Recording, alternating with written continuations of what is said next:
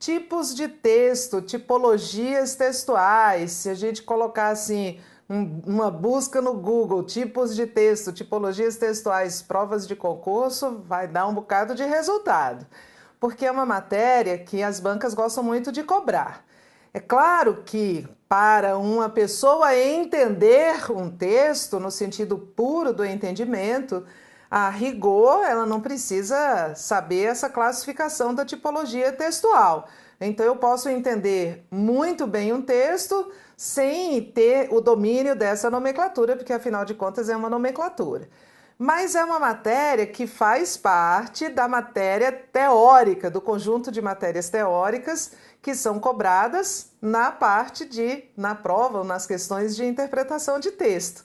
Então, a gente vai trabalhar tipologias textuais, porque se a banca cobrar isso, você tende a saber. Tudo que é conceitual, a rigor, nas provas de texto, termina sendo um pouquinho mais fácil, porque você pode acionar a sua memória, ir lá no seu HD, né, acessar o seu arquivo, confrontar e responder a questão. Essas tipologias textuais já frequentam a sua vida há muito tempo. Você começou a estudá-las lá na escola, lá atrás, quando você aprendeu o conceito de narração. Tenho certeza de que você já teve de fazer textos narrativos na sua vida escolar para provar que dominava essa estratégia. Então, nós vamos apresentar essas tipologias e depois nós vamos trabalhar individualmente com cada uma delas. Preparado? Então vem comigo. As tipologias textuais, a rigor, são aquelas clássicas lá de trás, lá do seu período de jardim de infância, né, de primeiro grau, que nem existe mais, né, educação básica, e aí ensino fundamental, ensino médio. Todo mundo já passou por esse conceito de descrição, narração e dissertação, que são as três principais tipologias textuais. São os três diferentes e principais tipos de textos. Só uma questãozinha aqui para eu já antecipar. Tipologia textual é diferente de gêneros textuais. Gêneros textuais a gente vai estudar depois. Então, a tipologia textual é muito qual é a intenção do texto. Então, cada texto tem uma intenção e cada intenção se encaixa em uma tipologia. Tipologia textual é um conceito que está associado, portanto, à finalidade que um texto tem. Um texto será descritivo quando ele reproduzir um texto descritivo reproduz uma realidade, pode ser uma realidade factual, que de fato aconteceu, ou uma realidade hipotética, reproduz uma realidade estática, sem movimento. Uma fotografia é essencialmente uma descrição. Uma fotografia capta uma realidade estática, sem movimento. Um texto será narrativo quando ele contar uma sequência de acontecimentos, ou seja, o texto narrativo reproduz uma realidade dinâmica, uma realidade em que o tempo passa, uma realidade em que primeiro aconteceu uma cena e depois, na sequência, aconteceu outra, e aí depois aconteceu outra. Na descrição, tudo o que acontece está na mesma cena. O tempo para, mas na narração há uma sequência de acontecimentos. Uma dissertação ou um texto dissertativo é aquele cujo objetivo é discorrer. O texto dissertativo discorre sobre um tema. Então, eu vou discorrer sobre um tema, eu vou falar sobre aquecimento global e mudanças climáticas, vai ser uma dissertação. Eu vou discorrer sobre redução da idade penal, vai ser uma dissertação. Eu posso discorrer sobre este tema expositivamente e aí será uma dissertação expositiva, ou seja, eu não me posiciono, eu vou falar sobre a redução da idade penal, por exemplo, mas em nenhum momento do texto você vai saber qual é a minha opinião. Eu só vou dizer que há no Brasil uma discussão que não é recente, mas que está em mais evidência atualmente sobre a redução da idade penal, que atualmente a idade penal prevista no Código Penal é de 18 anos, mas alguns setores da sociedade, algumas pessoas, alguns grupos reivindicam a redução. Que essa matéria está sendo analisada pelo Congresso, que uma das casas do Congresso já votou a favor da admissibilidade da discussão dessa matéria, que as pessoas que são a favor argumentam com tais e tais ideias. Entretanto, há um grupo ou grupos de pessoas que discordam da redução da idade penal, argumentando com tais e tais ideias. Portanto, é um tema polêmico. E você não vai saber qual é a minha opinião sobre redução da idade penal. Isso seria uma dissertação, porque eu estou discorrendo sobre um tema, mas seria uma dissertação expositiva. Mas se alguém escrever um texto defendendo a redução da idade penal, aí já vai haver uma opinião, um viés opinativo, e aí será uma dissertação argumentativa. E por fim, existe também a tipologia de texto injuntivo, que é uma nomenclatura um pouquinho mais inusual, né? Ou um pouquinho menos usual. Um texto injuntivo é aquele que prescreve, orienta, aconselha. As leis são textos injuntivos. Os manuais de funcionamento de aparelhos eletrodomésticos são textos de natureza injuntiva. Muitos textos publicitários são textos de natureza injuntiva. Então, a tipologia textual depende da intenção do texto. Se o objetivo é apresentar uma realidade estática, é uma descrição. Se o objetivo é apresentar uma realidade dinâmica, uma narração, discorrer sobre um tema ou uma injunção quando prescreve. Vou eleger o mesmo assunto, tá? Vamos eleger aqui um assunto: violência contra a mulher na sociedade brasileira. Se eu for fazer uma descrição, então eu vou ter de criar uma cena estática, um retrato. Então, eu posso descrever, por exemplo, uma mulher que foi agredida pelo companheiro. E aí eu vou dizer que a mulher aparenta ter 30 anos de idade, ela tem cabelos curtos e pretos, usa um brinco de argola, ela está com um hematoma no olho esquerdo, na pálpebra de baixo, o nariz dela está sangrando, ela tem uma boca... Isso é uma descrição. Você está vendo que você consegue traduzir em uma única imagem todas as informações que eu estou lhe dando? Então, eu estou reproduzindo uma cena estática. Eu estou descrevendo. Você imagina tudo em uma cena só. Se eu for partir para a narração, eu vou dizer assim: um dia, esta mulher estava em casa e a campainha tocou. Ela então foi atender. Era o seu ex-marido. Antes que ela pudesse dizer qualquer coisa, ele a empurrou e entrou. Ela ainda tentou pegar o telefone. Oba, agora já estamos diante de uma sucessão de acontecimentos. Então o texto já virou uma narração. Aí eu conto essa história toda, que esse ex-companheiro a agrediu e depois ela conseguiu ajuda e foi à delegacia. E depois eu começo dizendo assim: a violência contra a mulher na sociedade brasileira não é uma exclusividade do mundo contemporâneo. Há décadas que ela se perpetua em função da cultura machista que impera nessa sociedade. Muitos são os motivos que levam um homem a agredir a uma mulher. O que eu estou fazendo? Eu estou discorrendo sobre um tema. Eu estou dissertando, analisando a violência contra a mulher na sociedade brasileira. E se por fim, depois de discorrer, eu disser assim: você, mulher que está sendo agredida, pode e deve tomar algumas atitudes. Procure estabelecer locais de segurança para ficar. Evite ficar com pessoas de quem você desconfia, sozinhas, em locais. O que é que eu estou fazendo? Orientando. E aí o texto vira uma injunção, um texto injuntivo. Entendemos?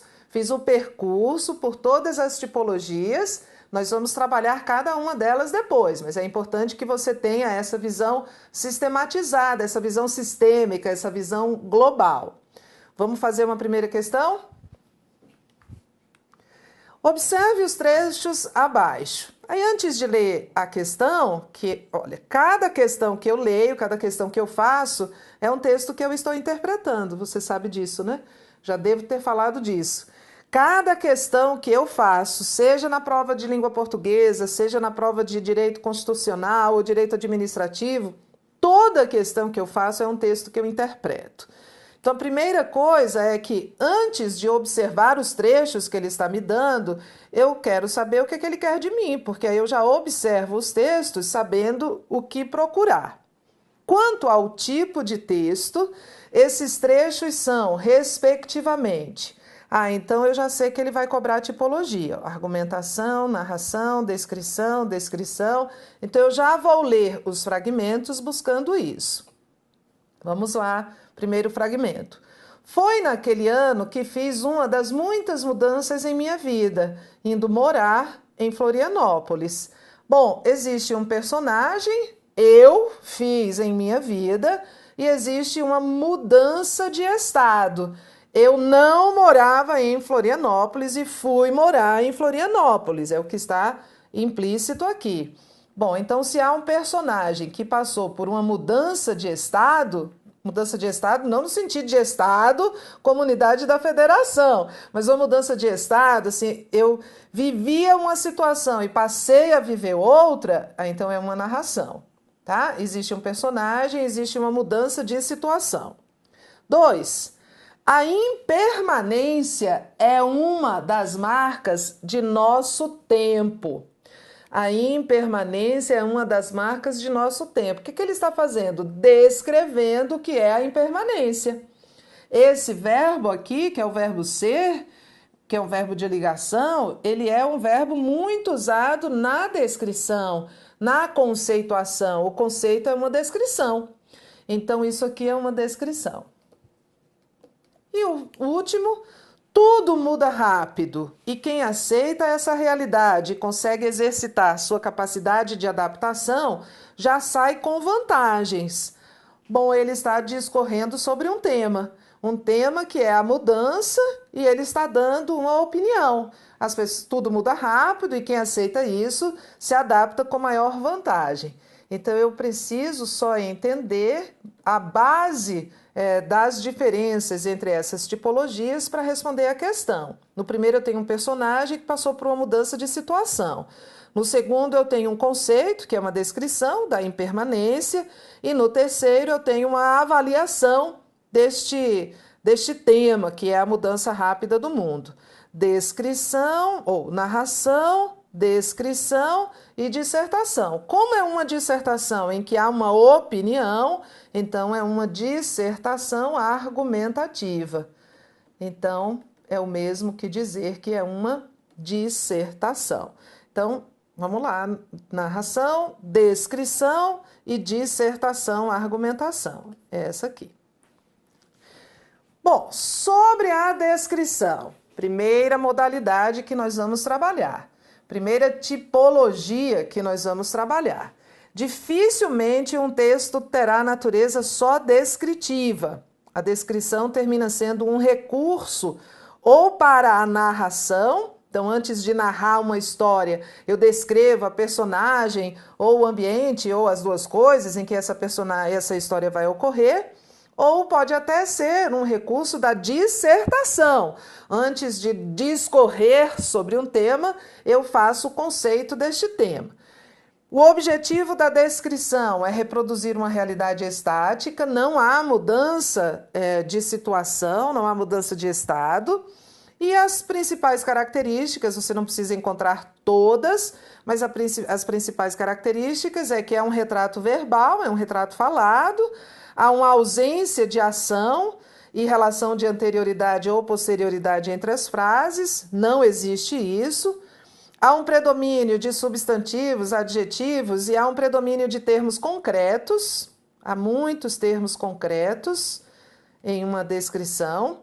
Normalmente, o autor da descrição usa enumeração ou faz muitas comparações, né? Como dizer, a Antônia é uma mulher que parece uma lagarta listada. Eu estou comparando. Com frequência, a presença apresenta verbos de ligação, como aquele conceito lá que nós vimos. E a descrição pode ser objetiva, quando é mais importante o objeto descrito do que o sujeito que descreve o objeto. Ou pode ser subjetiva, quando o sujeito que descreve o objeto é mais importante do que o objeto. Então, se eu começar a descrever minha casa e disser: a minha casa é pequena, tem 70 metros quadrados, a sala é retangular e mede 6 por 3, a parede é branca, bom, então eu estou fazendo uma descrição objetiva da minha casa. Se eu começar a dizer assim: a minha casa é linda, muito agradável, muito aconchegante, você não consegue nem imaginá-la, tá vendo? Porque é muito mais a forma como eu percebo do que o objeto em si que eu estou descrevendo. Então, a descrição pode ser objetiva ou subjetiva. Aqui eu trouxe exemplos. Eu posso descrever uma situação, um cenário assim. Sobre a mesa estavam o computador, alguns livros abertos, lenços de papel e muitas canetas. Uma pequena sacola branca ao canto, muito próxima aos copos de licor, cujos fundos exibem pequenas quantidades de um líquido esbranquiçado. Bom, aí você já está vendo uma mesa, né? Sobre esta mesa você já visualizou um computador, você já visualizou alguns livros abertos, você visualizou lenços de papel, muitas canetas, até esse copo de licor com líquido esbranquiçado você já está visualizando. É uma descrição 100% objetiva. E aqui veja outra, que eu peguei do Primo Basílio, que é um romance de Eça de Queiroz, e que ele descreve, ele diz assim: ficar assentada à mesa ao ler o Diário de Notícias, no seu roupão de manhã de fazenda preta, bordado a sotache, com largos botões de madrepérola. O cabelo louro, um pouco desmanchado, com um tom seco do calor do travesseiro, enrolava-se torcido no alto da cabeça pequenina, de perfil bonito. A sua pele tinha a brancura tenra e láctea das louras. Com o cotovelo encostado à mesa, acariciava a orelha e, no movimento lento e suave dos seus dedos, 2 anéis de rubis miudinhos davam cintilações escarlates. Você visualiza uma mulher, né, que está sentada à mesa ao ler esse diário de notícias, está usando um roupão, mas ele diz bonito, pequenina, tenra, suave. Então, na verdade, ele está colocando um olhar subjetivo. Não é como a cena de cima em que estava tudo muito fotograficamente apresentado. Aqui há um juízo de valor. Não consigo visualizar o que é uma mulher bonita, né? O que é uma mulher com movimento lento e suave, a brancura tenra. Então, este autor aqui está colocando o olhar subjetivo dele na descrição do fato. Eis que temos aqui um texto que é um texto 100% descritivo, que eu consigo encontrar com muita dificuldade nos bancos de questões de provas de concurso. Ele é enorme. Olha só, está ocupando 4 slides. E ele foi retirado... Tereza, não vou ler não. Vai sim, olha só, tem uma conversa comigo. Aqui eu e você e eu. Você estuda, se sacrifica sábado, domingo, deixa de sair, vai, rala. E aí no final de tudo, você fica com preguiça de ler um texto? Olha, sinceramente, eu não entendo gente que fica reclamando, dizer, ai que textão. Que tem essa coisa, né, de textão agora, tudo é textão. Uma geração de 140 caracteres acha tudo textão. Mas olha, a gente não vai morrer na praia, né? A gente não vai nadar, nadar, nadar e morrer na praia. Então, nada de ficar com preguiça de ler. É um texto grande, a gente vai ler. Você pode ler comigo, ou você pode pausar aí, depois pular alguns minutos e fazer a sua leitura individual. Mas a gente vai ter de ler. Antes de ler o texto, eu vou ler a fonte de onde ele foi extraído. Então, vem comigo. É um texto retirado da Folha de São Paulo, com o título, que na verdade está lá no final dele, Uma Foto Seria Melhor. E ele foi publicado no dia 19 de agosto, que é um dia do fotógrafo. E este texto tem 1000 palavras. Gente, vamos pensar, vamos juntar todas essas coisas. Um texto foi publicado no jornal no dia do fotógrafo, e o fotógrafo é um dos profissionais do jornalismo. Um texto com 1000 palavras, e o autor faz questão de dizer que ele tem 1000 palavras, e o título do texto é Uma Foto Seria Melhor. Então vamos juntar as coisas? Uma foto seria melhor do que o quê? Do que este texto, que tem 1000 palavras. E por que uma foto seria melhor? Porque, aí eu vou buscar essa informação lá fora, uma imagem vale mais do que 1000 palavras. Já ouviu essa frase? Então, a Folha de São Paulo escreve um texto com 1000 palavras para provar que uma foto seria melhor. Olha que homenagem maravilhosa ao fotógrafo. Normalmente, os fotógrafos são homenageados por meio de fotografias, mas a Folha de São Paulo resolveu que não. Resolveu que iria homenagear os fotógrafos com um texto muito longo para provar que o trabalho deles é insubstituível. Você pode pular aí e ir para as questões comigo e fazer a leitura individualmente, ou pode fazer a leitura comigo, porque aí eu já vou lendo e vou explicando algumas coisas. Vamos lá. Respira. Bebe água. Vamos lá. Como você pode ver, Tereza, eu estou vendo nada, só estou vendo 1000 palavras, já está me dando pânico. Não, mas você vai ver, porque como é uma descrição, isso eu já antecipo, você vai entender que você vai traduzir em imagens o que você está lendo. Por isso é que ele diz como você pode ver. Como você pode ver, uma garotinha está deitada displicentemente no colo de um senhor bem velhinho e bem simpático. Ela parece um anjo, loirinha, cabelo castanho claro, encaracolado, nariz e boca perfeitos, ar inteligente e sadio, uma dessas crianças que a gente vê em anúncios. Você já está imaginando? Eu já estou. Né? Há uma garotinha sentada no colo e ela tem essas características aqui. Ó. Isso é uma descrição. Pelo jeito, deve ter uns 3 ou 4 anos. A minha era um pouquinho maior, então agora eu vou ter que diminuí-la, né? Para me encaixar nessa descrição. Não mais que isso. Ela está vestida em um desses macaquinhos de flanela, com florezinhas azuis e vermelhas e uma malha creme por baixo. Calçando um tênis transadíssimo nas discretas cores amarelo, vermelho e azul, o que nos mostra que a mocinha não é apenas novinha, mas moderninha também. Tereza, esse sujeito não sabe nada de cor. Como é que o autor deste texto chamou de discretas cores o amarelo, o vermelho e o azul, juntos ainda por cima, e num objeto tão pequeno como um tênis de uma criança? Não, ele sabe, ele foi irônico. Isso aqui é uma ironia, a gente tem de entender. A ironia é um recurso de estilo que dá a uma palavra um sentido contrário ao que ela normalmente tem. Então, quando ele diz discretas cores, ele quer dizer chamativas. Ele sabe, a gente é que tem que entender que ele foi irônico. A gente tem que voltar e ressignificar. O velhinho tem um tipo bem italiano. Bom, primeiro ele apresentou uma garota e um velhinho. Aí primeiro ele descreveu a garota, agora ele vai descrever o velhinho. O velhinho tem um tipo bem italiano. O boné cinza é típico desses senhores que a gente vê passeando pelo Bexiga nos domingos à tarde. Olha só, o Bexiga é um bairro de São Paulo. O texto foi tirado de um jornal de São Paulo, que é a Folha de São Paulo. E o Bexiga é um bairro da cidade de São Paulo.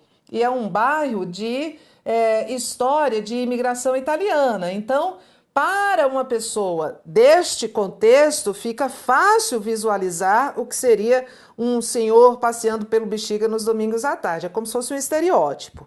Estatura mediana, cabelos e bigodes branquinhos, rosto e mão enrugadas que traem uma idade bem avançada. Paletó marrom e calça cinza, ambos de lã, malha creme, abotoada até o último botão, como faz todo senhor que se preze. Embaixo da malha, uma camisa azul, mas bem azul mesmo, que destoa de todo o conjunto.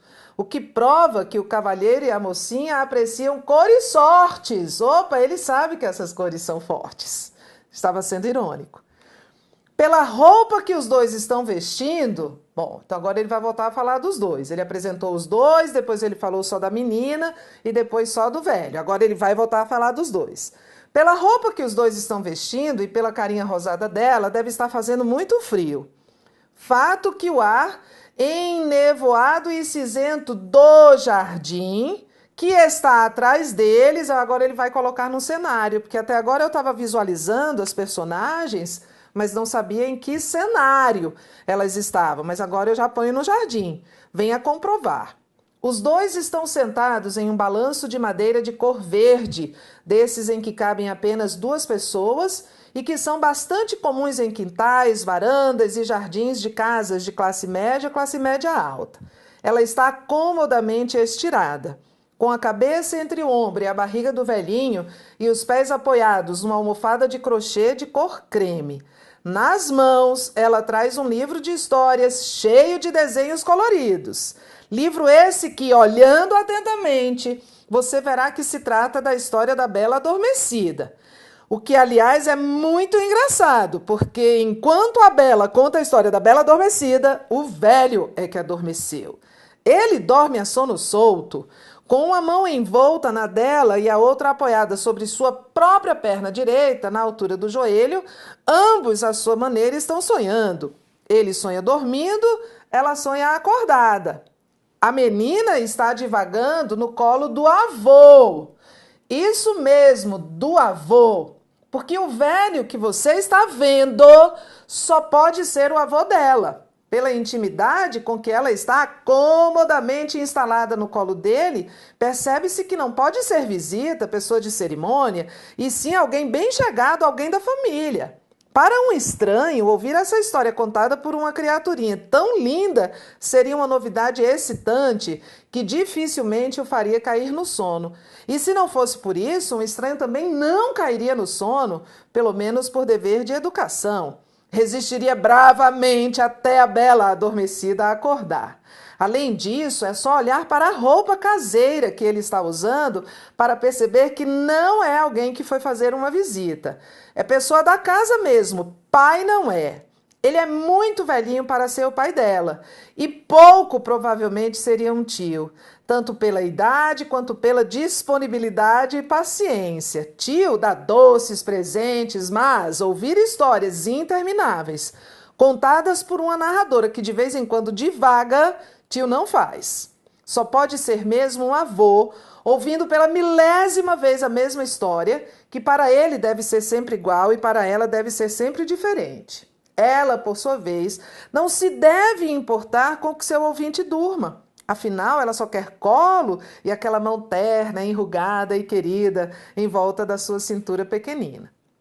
Mesmo desatento, ele está dando a ela seu tempo e seu carinho sonolento. O balanço de jardim pode ser gostoso de sentar, mas como você pode ver, não é o local mais confortável para se dormir, principalmente em um dia frio como esse, em um descampado de uma varanda. Mas o fato é que ele não sente a dureza do balanço porque dorme, e ela igualmente não sente a dureza da madeira e a frieza do tempo por vários motivos. Primeiro, porque sonha e no sonho não há desconforto ou frio. E segundo, porque ela tem a barriga do avô como travesseiro, o braço dele como edredom e uma almofada como encosto para seus pés e seu tênis multicolorido. Juntos os dois, ali na varanda, vivem um momento de que ela vai se lembrar sempre. E ele não vai se lembrar de nada, até mesmo nada da história. Por isso é que ela vai ter de contar e recontar essa história para o avô centenas de vezes. principalmente para reviver os trechos que ele perdeu com seus cochilos. Assim como você vai ter de ler e reler muitas vezes esse texto, até conseguir enxergar toda a beleza e ternura contidas nessa cena, ou pelo menos uma pequena parte dela. Olha, nem foi tão difícil, concorda comigo? Você está visualizando uma casa, um jardim e aí um banco. Esse banco é de madeira, ao mesmo tempo que ele é de madeira, ele é verde. Ao mesmo tempo que esse senhor está sentado, a menina está deitada no colo dele. Ao mesmo tempo que ele tem um boné, ela tem tênis multicolorido. Ao mesmo tempo que ela está segurando um livro, este homem está dormindo e a mão dele está. Enfim. Você visualiza essa cena porque ela reproduz uma realidade estática. Você não sabe de onde eles vêm, para onde eles vão, você não tem o antes e nem tem o depois. Isso é uma descrição. Bonita essa homenagem ao fotógrafo, né? Eu adoro esse texto. Vamos para as questões. Com base na leitura do texto, julgue os itens. A ironia nos trechos deve ter uns 3 ou 4 anos, não mais que isso. E um tênis transadíssimo nas discretas cores vermelho, amarelo e azul. Não, aqui não. Aqui não há ironia. Quando ele diz deve ter uns 4 anos, não mais que isso, é o sentido real mesmo, é o sentido literal. Quando ele diz discretas cores, há ironia. Mas aqui não, ele está dizendo que há ironia nos dois, o item está errado. A bela adormecida a que o texto se refere é a garotinha que está com o senhor. Não, a gente nem precisa voltar mais ao texto. A gente lê o texto com atenção. A bela adormecida é o personagem da história que a menina está lendo. O texto compara a funcionalidade de um texto verbal. O que é um texto verbal? Codificado pela palavra. E a de um texto não verbal. O texto não verbal é aquele texto que não tem palavra. Ok. A gente não viu lá quando ele diz que uma foto seria melhor? Então, uma foto seria uma foto, é um texto não verbal. E uma foto seria melhor do que este texto, que se tem 1000 palavras é verbal. Então, o objetivo desse texto, e a gente tem que buscar a fonte para isso, é fazer essa comparação. Certinho. E o texto não verbal é mais funcional. Segundo o texto, há mais afinidade entre avós e netos do que entre tios e sobrinhos. Aí você volta e procura o momento em que ele diz por que ele acha que é avô e não é tio. E aí ele diz isso. Ele é muito velhinho para ser o pai dela e pouco provavelmente seria um tio, tanto pela idade quanto pela disponibilidade e paciência. Aí você volta lá. Quando ele fala do avô, o que ele diz? Idade, disponibilidade e paciência. E o que é que o item está dizendo? O item está dizendo afinidade. Então a gente confronta. O que o texto diz? Idade, disponibilidade e paciência. Nós imaginamos que o avô tenha as 3 coisas mais do que o tio. E o item diz afinidade. Então é uma prova com consulta, não erre, tá? A gente volta e consulta o texto. Idade é sinônimo de afinidade? Não. Disponibilidade é sinônimo de afinidade? Quem tem mais idade tem mais afinidade? Quem tem mais disponibilidade tem mais afinidade? Não. Paciência é sinônimo de afinidade? Se eu tenho mais paciência, significa que eu tenho mais afinidade? Não. Bom, então o item está errado. O texto não fala em afinidade, o texto fala em idade, disponibilidade e paciência. É assim que se interpreta um texto. Tereza, e se aqui fosse infere-se? Estaria errado do mesmo jeito. Não interessa isso. Interessa a afirmação que ele está fazendo. Então o item está errado. Eu não posso, a partir daqui, desses 3 elementos, inferir isso aqui. É imprescindível a presença junto ao texto de uma fotografia que retrate a cena descrita para que as ideias expressas sejam transmitidas de maneira adequada e completa. Não, o objetivo desse texto é, na verdade, substituir a fotografia e obrigar o leitor do jornal a lê-lo. Entendemos? Fique atento a essa questão como a questão 4. Muitos erram, dizem, sim, tem mais afinidade entre avô e neto. Não, não tem. Olha só, a única prova que você faz com consulta é a de interpretação de texto. Então, consulte, volte ao texto, confronte o que está lá e o que está no item. Você vai ver que aqui não batia, nem eram sinônimos, nem eram nexos causais os termos que eles estavam dando. Difícil um texto 100% descritivo, mas nós fizemos um, que era este aqui. Então, vamos lá. Acabamos a descrição, que venham outras tipologias. Um abraço.